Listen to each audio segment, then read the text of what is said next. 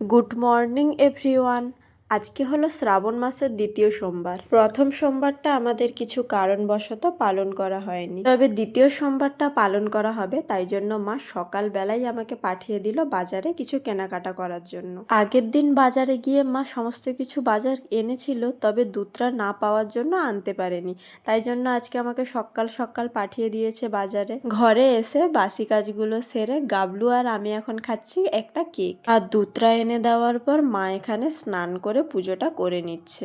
আজকে আমার কিছু সাদা জিনিস ধোয়া ছিল, তবে সাদা জিনিসটা ধোয়ার পর এত কড়াভাবে উজালা দিয়েছি যে আমার হাতই একদম নীল হয়ে গেছে। এটা দেখে তো আমার বড্ড হাসি পাচ্ছিল। যাই হোক, এখন চলে এসেছি দুপুরের রান্নার কাজে।